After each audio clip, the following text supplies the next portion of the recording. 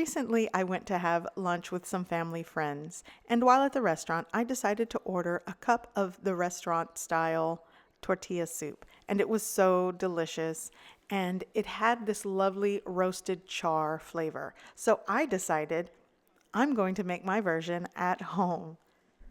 So to get started, I am going to be using various ingredients that I will be charring on my griddle. You can definitely use a pan or a cast iron skillet and make sure it's dry. So first, I'm going to be using some onion. You know I always have half chopped onions or things I need to use, so I'm using this quarter of a medium-sized onion. I'm also using 3 to 4 cloves of garlic, and I left the skin on. And I'm also using 1 guajillo pepper. You could use ancho chili, just use the dried chili of your choice. I'm also going to use 1 corn tortilla and 4 Roma tomatoes. And this is just the start. I'm using other ingredients as well. But here I've already preheated my griddle, and I also rinsed my dried chili because sometimes it comes dusty. So all I'm going to do on a dry, very hot griddle is start charring the exterior of all these ingredients. And you'll notice again, the garlic does have the skin on it because I don't want to burn the garlic, but I do want it to sort of start cooking and charring along with the rest of the ingredients. And this is going to take probably somewhere between 8 to 10 minutes, depending on how high you can get your heat. And you might want to turn on your ventilation fan at some point because things will start getting smoky.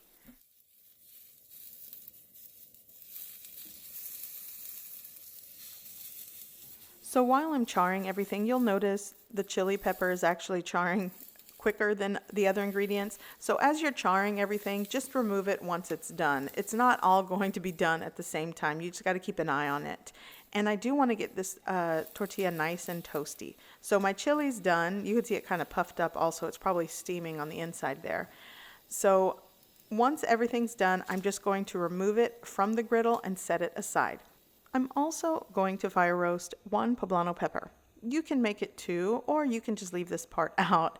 I actually had 1 to use, so it's going into the soup. And all I'm going to do is continue charring the exterior until everything is charred, and that'll make it easier to peel. So once it's completely charred, I am going to place it in a bowl, and then once I place it in the bowl, I'm going to cover it with some cling wrap and just let it set.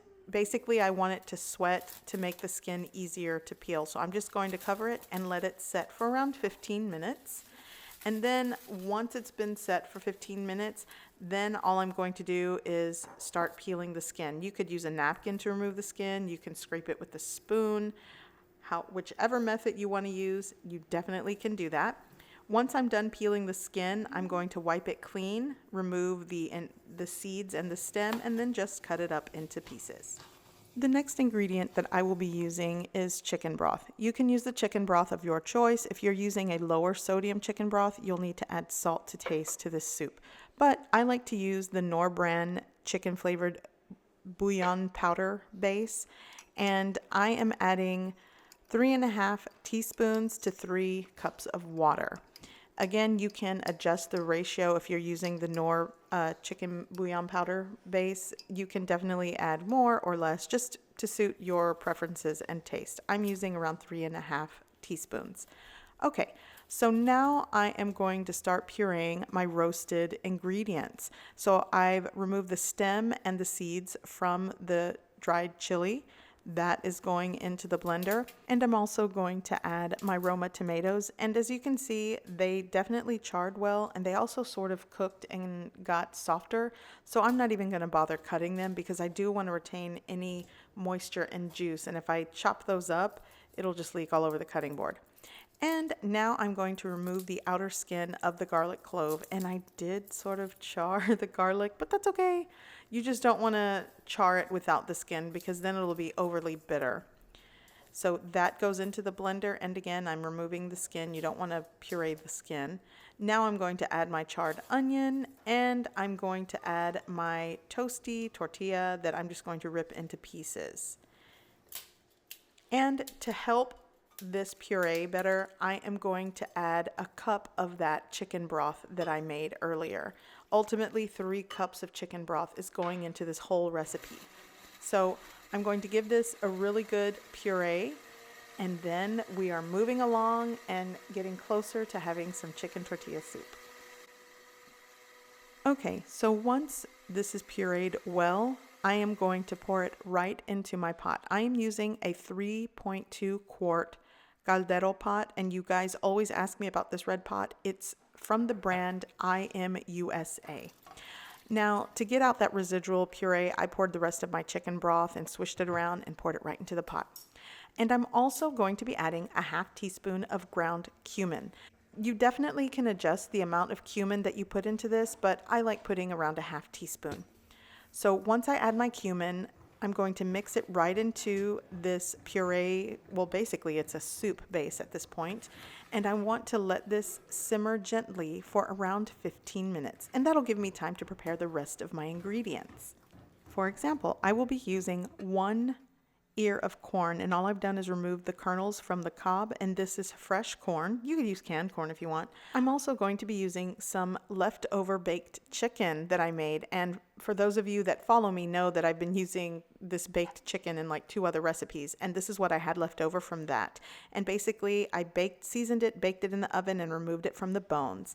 So at this point, my soup has already simmered for around 15 minutes. So now I'm going to add my chicken. And this chicken, I had put it in the freezer, so it is a little cold and some of it's still frozen. So I'm going to go ahead and put that in there so it can cook. Well, not necessarily cook. It's already cooked, but so it can warm through. And just give that a mix. And again, if you're using something like rotisserie chicken, you don't necessarily have to cook that again. It's already cooked. You're basically just adding it so it can warm and heat through into the soup.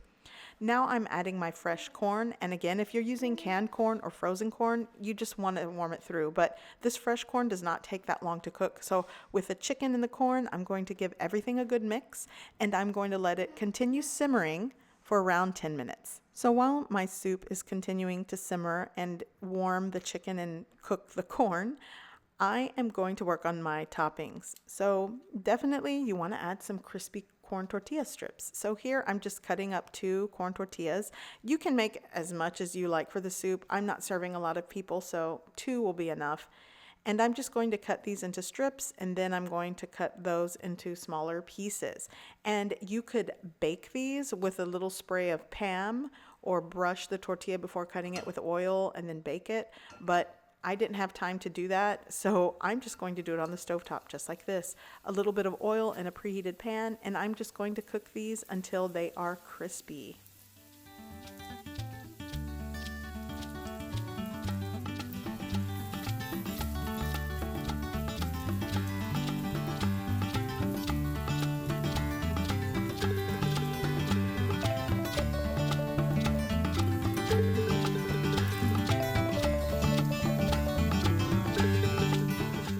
Okay, so these are toasty, crispy, and done.